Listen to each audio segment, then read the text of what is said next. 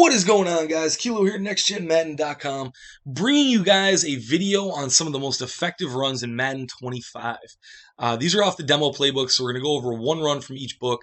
The one we're going to do from the Packers book here is going to be Shotgun Doubles Wing Flex Halfback Dive. Now, this was a really popular run last year, guys, and the reason for it is because of the lead blocking on it. And this year, I'm not putting this up because it has ridiculous home run potential. But what this play does have is it has very, very consistent results. You can see these last two plays here. These are actually what I would consider failures, and we're still getting 2 yards on the play.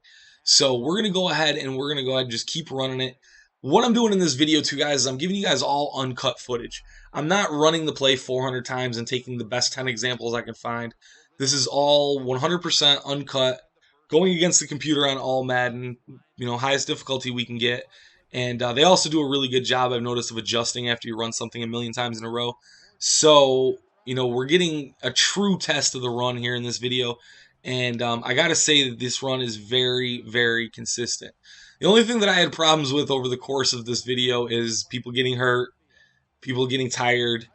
The fatigue was real, and so was the injuries. But it is what it is. We wouldn't normally be running this run this many times in a row, I don't think. But at the end of this here, the Green Bay double flex halfback dive, you'll see we've run this probably, I'd say, in the neighborhood of 10 times. And I believe we only lose yards on it one time, which is actually right here where the middle linebacker shoots the A-gap. And we lose, what is that? I don't even know, 3 yards, something like that. Or not even. We lost inches, I think. I don't know. But anyway, only one time did we lose yards. And pretty much every other time we've gotten at least 2 yards on the bad plays and upwards of 7 to 8 on the good ones. So the consistency of this run is very, very solid. And that's what I really look for when I'm running the ball, guys. I want consistency.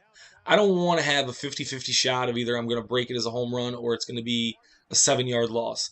I want to know that I'm going to be able to move the ball forward when I run the ball. That is my main thing. So hopefully you guys will appreciate the runs here that I'm showing you in this video, and you'll be able to implement them into your scheme. So now we're going to go ahead and we're going to move on to the Seattle Seahawks playbook. And this run, guys, doesn't really have the consistency level of the last one, but the blocking on it is just so unique that I feel that we really, really need to go over it. It's going to be strong twins, halfback zone. Now, this play is also in the San Francisco playbook, and there are other good plays in the pistols, good run plays that is in the pistol. We're going to take a look at a couple of them here. There's the strong power in multiple formations. Halfback slam's always a good one, believe it or not. And then in the Jumbo Z, there's actually an option that I like as well. It's like a power option, load option, something along those lines. And it's the only option in the formation, so when you see it, you'll know. And, that play is just absolutely outstanding as well, as long as you can make the read quickly. But here we're looking at halfback zone, and the reason I like this, guys, is because of the blocking on the play. Now, right there we get a block shed. Doesn't look too good. The first example of every run in this video actually is usually not that good.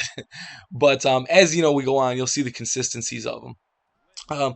What you usually get on this, and you're not going to really be able to see it too much in this video. Right there, I missed the sideline. The sideline was naked open.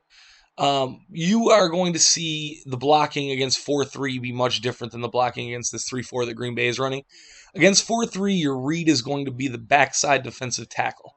And what's going to happen is he's either A, going to get sealed off, at which point to either take it to the design hole or bounce it outside, or he's going to actually get pushed into the run to where he's coming off of his block. When you see that, it's a cutback read, and you cut the ball back to the left side and run up the field. This is actually very similar to the way that the Washington Redskins run their running offense with Alfred Morris. It's the same blocking scheme. It's actually pre-designed for him to be able to cut back depending on how the blocking pans out.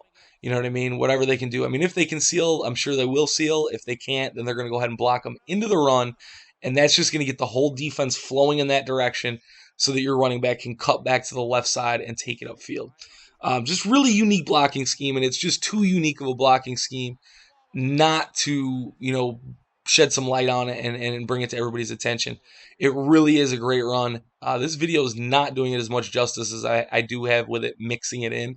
But, hopefully you'll get the concept and the idea anyway. You can see we're still getting positive yards on it pretty much every rip, except for that first one. That first one was rough.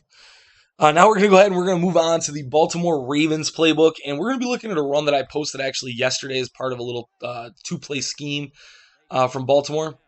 We're going to be looking at strong H twins, off balance toss. And you always want to run this on the left hash because that corner doesn't follow. Right here again, first example sucks. Patrick Willis uses his 450 pursuit to track our running back down from the other side of the field. So unfortunately, that one didn't work out for us. But you always want to work this on the left hash, and you want to run it flipped because it's going to make it so that that receiver is actually an extra blocker, and you have multiple extra blockers on that side of the field because of the tackle being on the extra tackle being on that side. So you can see the play does work. We're going to run it a few more times here just to give you a little bit better look at it. I think I actually run this one until Ray Rice gets hurt because you do kind of need a faster back for this so you can get to the corner. And Bernard Pierce just was not cutting it. So we definitely just went with the Ray Rice stuff here. And you can see here again, we're getting outside. We cut up inside. We get a positive, I don't even know what that was, 6-7 yards. And then we're going to go ahead and we're going to go right back to it. Because it's just, it is a very, very consistent run on that left hash, guys. The only downside to this is your opponent knows that's the only direction you can run. So, unfortunately, if somebody's run committing, you might want to avoid that. So there we go with that run now. And the last one that we're going to look at, now I want to make mention of this, guys. I was going to go with a run in San Francisco, and I'm looking in doubles on here like an idiot, but it's actually in Wing Trips week.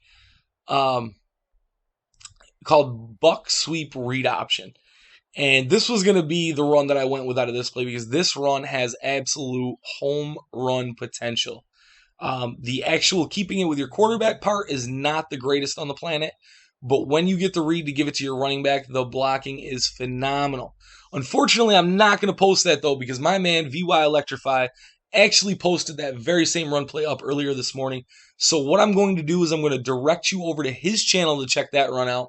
And hopefully he can post a video as a video response. And we're going to go ahead and take a look at another run. My buddy Fudgy actually fell in love with these runs from shotgun on the NCAA game. And of course, our first example sucks. But the play is called 0-1 Trap. And San Francisco's playbook is loaded with these runs. And when I say loaded, I mean loaded. There is like 4 or 5 different ones throughout the entire playbook from different formations. So you definitely always have one at your disposal, pretty much. If you're running anything under center. Don't remember if there's one in gun or not, but that's possible. I know there's a handful of them from under center, though. And you can see the blocking on this. It's basically just an inside trap. The idea is to let the DT feel like he's free and then have somebody swinging around to pick him up, which just creates a seal in a lane for you to run up inside. And, it's working out pretty good for us here. That was kind of a busted play, and we still managed to get like 3 yards out of it. And, you're going to see the consistency just remain at that level. We're just going to go ahead and pound this down the entire field from different formations. And then we'll go back and do it again from different formations. But what I want you guys to do for me, at the end of this video, go ahead and hit that comment section up. Tell me which run out of the 4 you feel is the best. And then also, if there's some runs that you found yourself that you think are just absolutely outstanding runs, and you want to go ahead and post them in the comment section, that would be great. I know I personally would love to check them out. I'm always interested in hearing what other people have as far as tips go.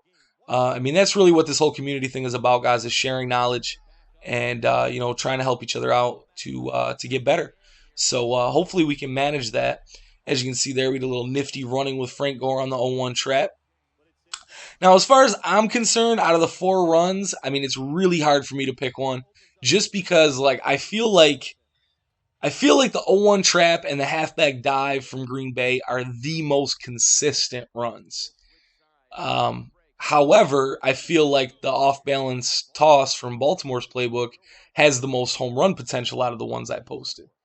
And then on the third hand, which, nobody has 3 hands, but we're going to today, the halfback zone is arguably the coolest run out of the group, in my opinion, just because the blocking scheme is so unique on that play.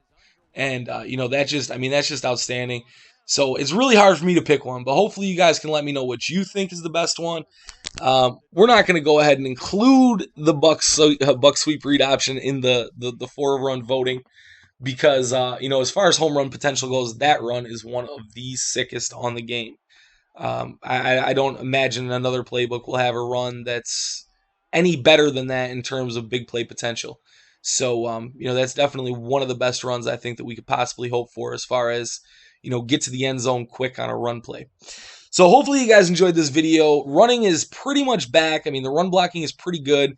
So I felt it was pretty good idea to go ahead and post some real good run plays, get the juices flowing in our scheming brains, and try to get some runs involved in our scheme. Thanks for watching, guys. Take care. Peace.